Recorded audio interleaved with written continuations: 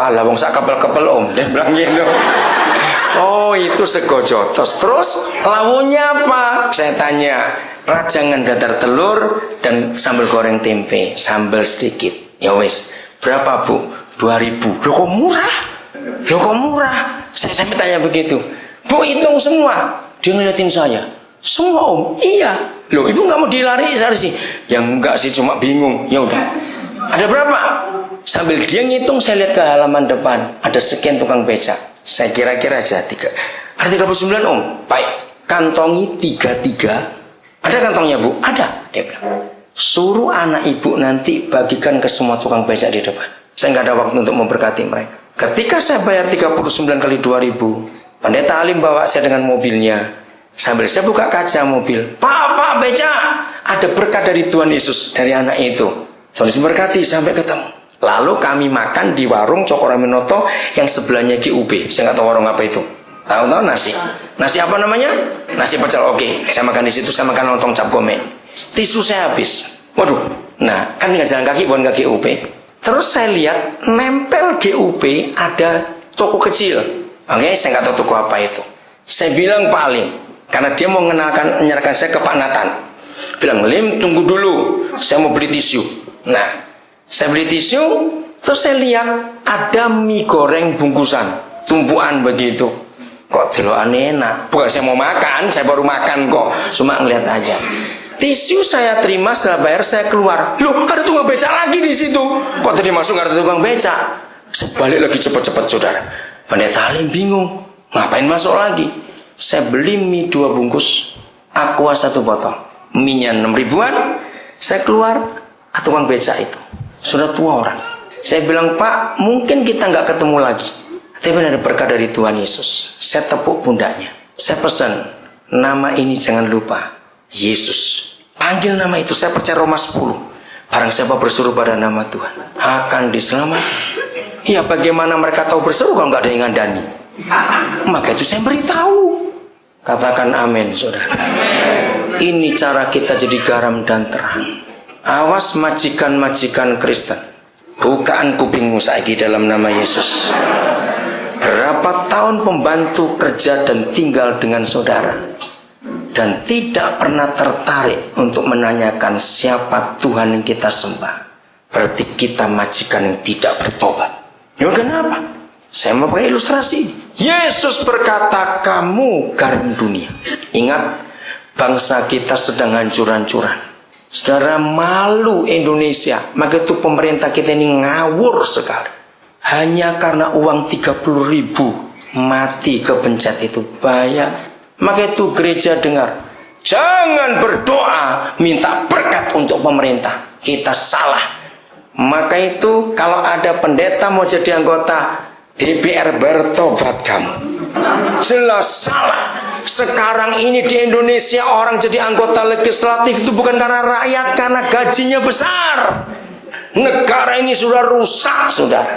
Lihat artis-artis jadi caleg. Mau jadi apa negara ini? Anggota legislatif itu lembaga tertinggi negara, sebab mereka pembuat peraturan. Siapa dengar? Salah seorang penjual teh botol di terminal Jakarta diterima jadi anggota legislatif. Saya bilang, mau jadi apa negara ini? Begitu mengerikan. Belum lama saya ketemu, baru 4 hari yang lalu, seorang mantan jaksa tinggi stres sebab dia calonkan diri jadi bupati tapi kalah dan utangnya 4 miliar. Ingat seperti calon bupati Ponorogo yang gila itu? Lihat negara kita sudah rusak betul-betul.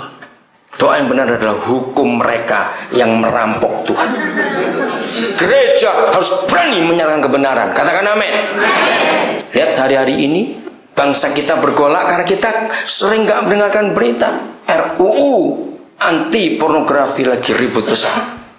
Mengerikan keadaan negara ini karena kita salah berdoa. Jadi jawabannya, di tengah-tengah kemiskinan bangsa ini, gereja harus tampil memberi jawaban untuk memberi makan orang susah. Harus, tidak boleh tidak.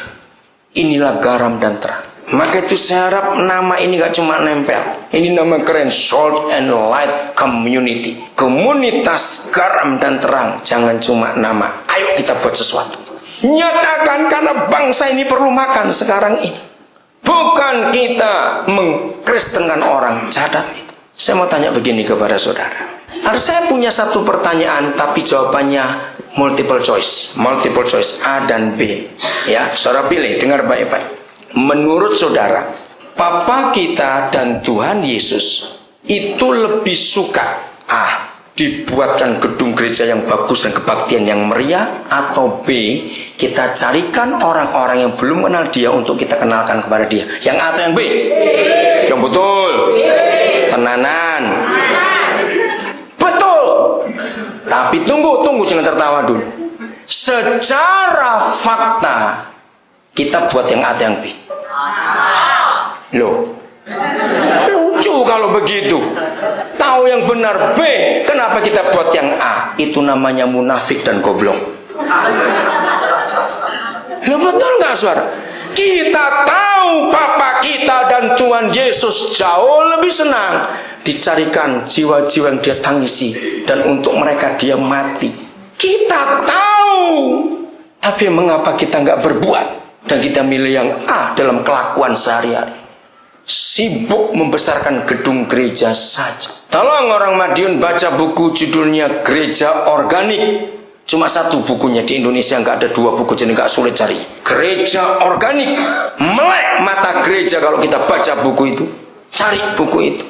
Kenapa? Neil Cole penulisnya berkata, secara ringkas saja saya katakan, sekarang ini banyak gereja karbitan, gereja yang nggak organik, yang nggak alamiah. Baca akan ngerti lah. Saudara lihat, semua gereja kalau buat slogan spanduk acara pasti bilang, ini musim penuai, kita siapkan penuai, ayo kita buat kebaktian penuai, kita seminar untuk penuai. Betul? Sebentar lagi bulan depan ada gereja besar Indonesia buat sinode judulnya Masa Penuaian. Mari menuai bersama. Saya mau katakan, kalau gereja hanya nyiapkan penuai tapi nggak pernah nyiapkan penabur, itu namanya ngerampok. Lu mikir, betul tidak? Menuai tapi nggak pernah nabur, itu berarti ngerampok ladangnya orang lain.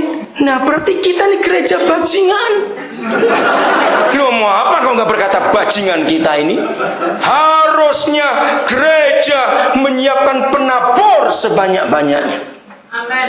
Tapi tidak ada gereja bicara penabur. Padahal untuk penabur pun masih kurang.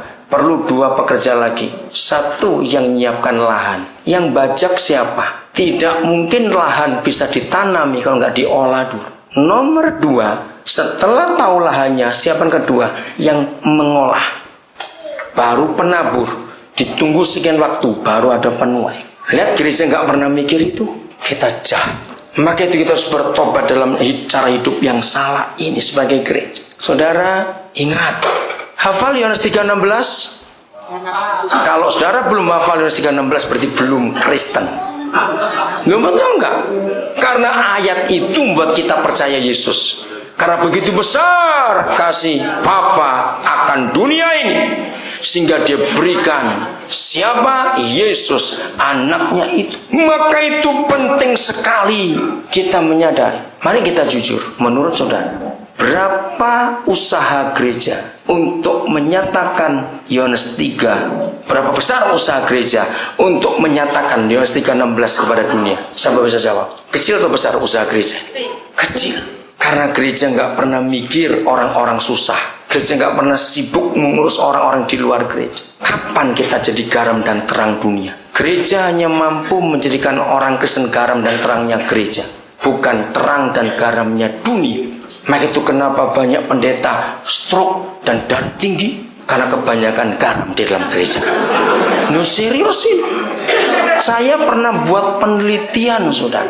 Mengapa pendeta-pendeta Protestan itu lebih panjang umur daripada pendeta Pantekosta dan karismatik? Maaf, jangan marah dulu ya, saya bicara serius. Kenapa romo-romo itu sampai pikun-pikun nggak mati-mati? Maaf, jangan tersinggung.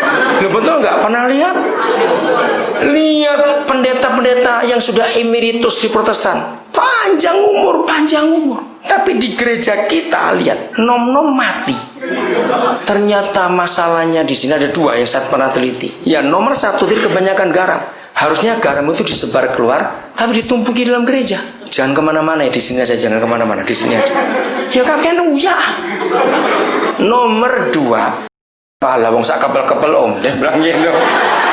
Oh itu sego jotos. Terus lawunya apa? Saya tanya, rajangan dadar telur dan sambal goreng tempe, sambal sedikit. Ya wes, berapa bu? 2.000. Loh kok murah?